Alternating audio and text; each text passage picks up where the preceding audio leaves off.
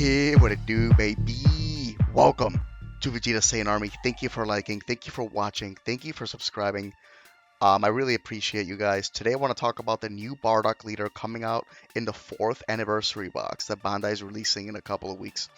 Um, a lot of people are saying it's bad. A lot of people are admitting that it's good, but it's not gonna quite jump that threshold to the tier 1 or competitive play even. Some people are saying that it's just not good enough to kind of like go against King Vegeta, which is, in a lot of people's eyes, the best leader in the game. I'm here to tell you that, in my opinion, I'm going to open a discussion and present my argument to why this leader is broken. I think this is one of the most versatile leaders we've ever seen. This is, a lot of people are, I'm hearing that it doesn't have a lot of support, that it's not going to get a lot of support. Doesn't matter. No leader in the history of Dragon Ball Super card game has gotten this much support before release. No leader in the history of Dragon Ball Super card game will receive the amount of support that this leader will get. That's a fact. It's a black Saiyan only leader that has every color energy, and it doesn't have any like permanence saying that it can't play shit that it wants to. It's just raw dogging every color. So going into the leader, let me make one thing clear. Obviously, it ignores energy exhaust and the combo cost. Let's move past that. That's obvious. For every card, color in your battle area and energy area, it gets 2k power. Okay? So it can go up to 15,000. Alright. This is a permanent, so it's defensively. That means that turn 2, it's a 15k leader. Defensively. I know that, because look, you charge a black and blue turn 1, right? That's 9,000. And then you charge a black and red next turn. Now it's 11,000. When you see 11,000 on anything defensively, just think 15,000. Because your opponent has to drop one card to get over it anyway. Remember, you have to match the power or go over it in order to actually deal damage offensively. So on defense, if I'm at 11 and you're at 10, it doesn't make any fucking difference than if I was at 15 and you're at 10. So it's a 15k leader on the front. On defense, which is where it matters. Now, when which by the way, it's snapped. By the way, it counts energy colors and the battle card colors, which is great because this leader is gonna play cards. When he attacks, he looks at the top 5, and he adds a black card with SS4 in its card name among them to your hand, and then you shuffle the deck. Okay, black card, not extra card, not unison, not battle card. Anything with SS4 in its name, so like Vegeta's, Goku's, obviously Bardock, obviously Bardock Spirit Resonance. This is a great card for this deck. It's gonna add your hand size. You're gonna draw a card every time. Because since you're going through your SS4s, you want something to just do actual just drawing, and this unison can do that. Or you can just play it, swing with it, -2, and then you floodgate them. The next turn, your opponent can't swing unless they warp a card. Okay, so once you awaken, you reduce the combo cost. Again, I'm gonna skip past the shit that doesn't matter. When this card attacks, you resolve the effects below according to the number of non-black colors present among the black multicolor cards in your battle area and energy area. Now, before you even go into that, just remember that to awaken, you can have a life at 3 or less, or have 4 or more card colors in your battle area and energy area, and then you draw 2 cards and flip them over. 4 colors is pretty easy because that just means you have 2. You have 2 energy and a battle card on board. Okay, so turn 2 you awaken. And by the way, it doesn't take your life down. So turn 2, if your life is at 8, which it might be, because math, you're gonna awaken at 8 life, or probably 7 life, because turn 1 you might take a hit, and then you're gonna be this guy now. So turn 2, you're gonna see yourself with 3, and you're gonna see yourself with the number 3, because that's important. You're gonna see yourself with 3 colors. Now, if you have 2 colors when he attacks, he's gonna get 5k, and you're gonna rest a battle card. If he has 3 colors at the end of the turn, you're gonna untap a black multicolor energy to active mode, and then the 4 colors, you're gonna draw a card. You're gonna take out a marker from a unison. This is too much. By the way, I'm not complaining that it's broken. I'm happy that it's such a cool card, and thank you Bandai again, because this is sweet. Now, The four color thing, it's saying non-black colors. So I say this can happen turn 2 because you could have, I mean, you're going to see the recycling this deck does as far as having two colors in the energy and you can have two battle cards in the energy, but you don't have to do it that early because this deck is so defensive. You can just wait. The Awakening is great turn 3. Um, you are waiting. You're mulliganing for the 3-drops, okay? If you're playing this deck, you want to mulligan for the 3-drops because they play your 2-drops. And it can be any 2-drops, not just the ones for its own color. I am only showing you the color-coded ones so I can transfer into the yellow cards I would play with the deck. Now, the 3-drop, this is what you're searching for in your mulligan because when your opponent swings at you, you can combo it and then tap a energy and play it in rest mode. It's a 16,000 battle card that gets played in rest mode after you tap an energy after comboing it, right? But when you play it, you choose one of your opponent's unison cards and negate its skill for the turn. What? You negate a skill of a unison card for the turn. This is like turn 2. You have to have 3 energy between the two of you, so it's gonna be turn 2 for you probably, unless you're on the draw, I guess, and then they're swinging at you on their turn 2. That's fine. And then once it's your turn, right, you untap, you swing with him, and then you tap an energy. You send him to the warp, and then you play a 2-drop from your hand. At the end of the turn, the 3-drop just comes back.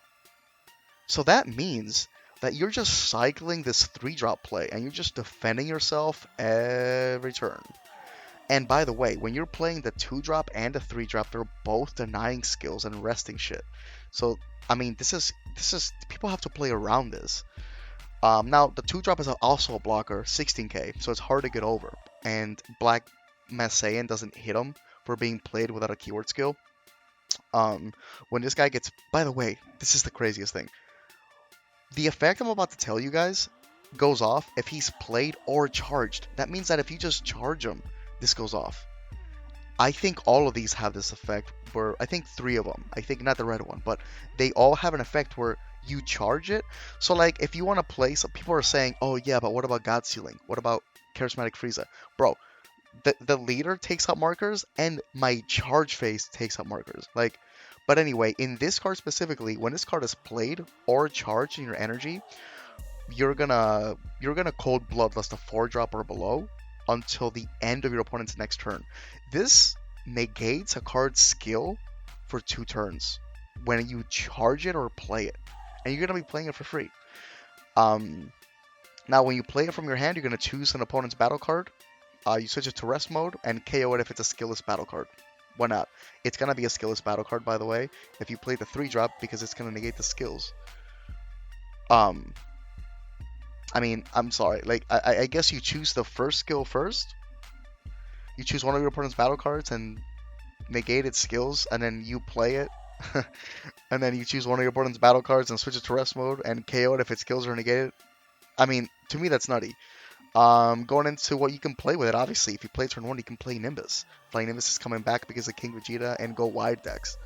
Samasu the Eliminator, why not? If this deck is bad, then how come he couldn't play this crazy combo? If you charge the blue one and the yellow one, you now have access to Sensu Bean, Nimbus, and Samasu the Eliminator. Counterplay, if the card being played is 4 or less, you return it to the hand, and then you rest a battle card and you draw a card. Why not? The green stuff. The green guy is basically a topo. You don't want to play this guy, obviously. You want to have a green energy up for him because if you pitch a card like you would with topo, you're actually going to reduce the black energy, not the green one. So just keep that in mind.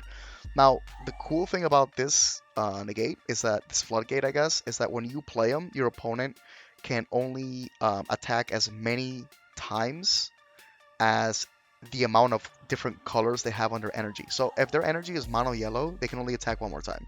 If their energy is blue and red, they can attack 2 more times with battle cards and unisons. So you want to do this on a leader swing. The 2-drop is cool.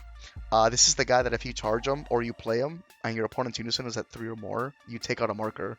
And then the leader finishes it off by the swing and he takes out another marker, I guess. He's also double strike. So this is one of the guys you want to play with the 3-drop effect, right? Also, when this guy is played from your hand, you choose up to one of your opponent's battle cards with an energy cost of 4 or less and send it to the warp. So these guys have two effects on play, not on swing, on play. When he's played, he takes out a marker and he warps a fucking 4-drop. With green, obviously, you can play Demigra and black now. Vegex and Dark Broly are great decks, but like one of the weaknesses and one of the reasons people love playing blue and green is because, hey, you can have Vegex and Dark Broly, but we have God Sealing. Like, we have Charismatic Frieza. Not anymore. Now we have a black deck that can use Demigra. Why not? You can use Frieza Charismatic Villain, because when you have a green Unison card with 2 or more markers in play, you can use this without paying its energy cost. When this card is played, you choose one of your opponent's battle cards. So at no point here does it say you have to have a black leader. You just have to have a green Unison, and we do because we charge the green. I'd say that's pretty good.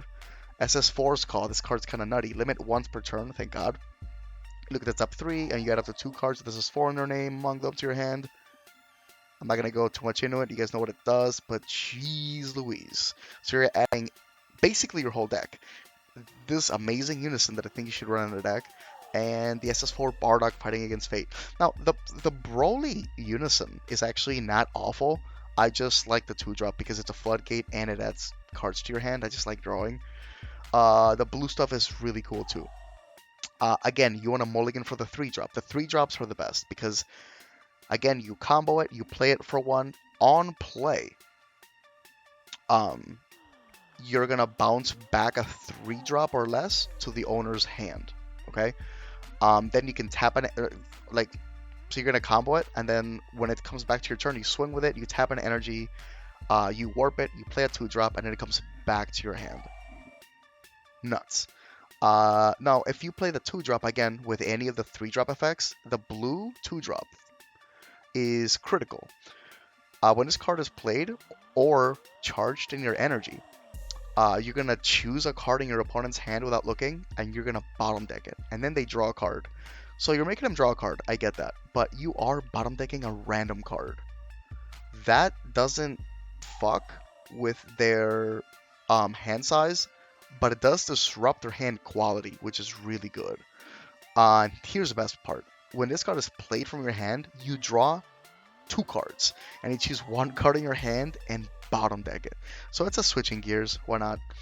Obviously, if you're playing the blue, this guy's only 1 specified cost blue, so you can tap 2 and -2 and have a Floodgate effect if you want. Why would you play this guy over the Bardock Unison? Because it's blue, and then that means that you can Heroic Prospect. That also means that you can God Sealing Technique Trunks. That means that you can, in set 17 or set 18, if they make a blue Unison thing, now you can play it here, right? Senzu Bean. Need I say more? The red cards. The 3-drop is the least impressive, but I'm glad it's there, right? It's a 2-drop with Barrier, with Unique, basically. And Activate Battle, it's going to neg a card. Battle card, 5,000 for the turn. Also, when it's played, it negs a little bit. It'll neg like 6,000. It's niche. I'll play 2 of them. You know what I mean? I'll play 2 of them in the deck. The 2-drop, on the other hand, is great. Like, this is just for fixing energy. You guys are going to have to find your ratios on what the best thing is, but the 2-drop is really good. It's a Denial of Hope for 1 energy, and it self-awakens you. So for 1 black, you take a life, you counterplay, why not? 16,000. Jeez Louise. Topo Righteous Aid is a card that it comes to the top of my head that you could abuse with the red energy that you're going to be charging. You obviously do want to run the red for the leader ability, so you're not going to like not run the red. So I would run like 2 Bardock, 3 drops, and then 4 of the 2 drops. Who knows? Now, into the finisher. Remember, nothing but God Seal really hits this guy. And what? I don't see blue having a lot of markers on at this time because my leader's gonna take them away, and my leader's gonna swing at you, and my battle cards are gonna swing at you, and I can charge this turn before I play him and take a marker out of the. I can take a marker out, right? So when he's played, he's quadruple strike, 35k. He deals the damage if you have a red energy. If you have a blue energy, you draw 3 cards. Why not? If you have a green energy, your opponent drops 2 cards from her hand. If you have a yellow energy, you get to tap your opponent's energy. One of your opponent's energy, just tap it. If you have a black energy, which obviously you do, you choose 2 of your opponent's battle cards and send them to their warp. Just 2 spot removal. And then remember that with this leader, when he attacks, you're going to be activating this on top of that as well. So the rainbow color energy is going to make you actually like rest an extra card. You're going to draw an extra card and untap an energy at the end of your turn. So like the leader combined with this 10 drop is like insane. And again, I know it's 5 energy, but not a lot of things are going to hit this card. Your energy is going to get tapped. And again, I'm not saying it's invincible, but like you have enough floodgates to get here. I'm saying like, and this deck does go wide enough too. It goes surprisingly wide. You can obviously play Gogeta thwarting the Dark Empire if you want, turn 4. Remember, Son Goku Xeno and Vegeta Xeno, the 1-drops are cards you can play here, but just remember that the Xeno SS4s also count as Goku Xeno, so you don't have to do the 1-drops. You can do these guys as well. Which, nuts, right? I mean, think about it. He's a Saiyan only, right? And he's black. He's a black Saiyan only. So you can play Gogeta Marvelous Smite. You can play Gogeta Thwarting the Dark Empire. You can play Gogeta Fearless Fusion. You can play Demon God Migra. Supreme God of Time, Labyrinth Unleashed. Gogeta Martial Melee. I'm really happy that the new yellow secret rare, the Android, is locked to mono yellow energy. Because imagine how crazy that would be. King Vegeta, a Kingdom Lost. Why not? You can play him as well. What do you guys think? Am I capping? Is this leader as bad as people say it is for some reason? Is he great? I think he's amazing. I think we are to expect a lot of great things from him. I think that double Senzu beating a leader. Like, King Vegeta loses to like 2 Senzu beans turn 1. You know what I mean? This leader can like do that. You know what I mean? Like, so and it has floodgates from every color. Like battle cards and unison cards from every color. Tell me what you guys think. Let's open a discussion. As always, try to keep it civilized. That's one thing I love about the Vegeta Saiyan Army group. We try to we keep it civilized. We always, hey, I'm usually wrong a lot of times. I've been wrong a lot before. I might be wrong about this, and I'll be the first to say, hey, you know what? Yeah, this shit's not getting played. It sucks. But the way I'm reading it, there's no way. I don't know how this is bad. I was telling people from my locals, people from my chat, people from our group, people from other groups are saying that this guy's bad. And I'm like, I'm waiting for like, because you know when you like reread a card and it says like, only if you play yellow-green Saiyans in the board can you do the effects. And you're just like, oh, that's the catch. Like this leader has no catch. This leader is just like, no restrictions, just a bunch of permanents to make him amazing. So let me know what you guys think. As usual, like, subscribe, and all of that bullshit, and I'll see you guys next time.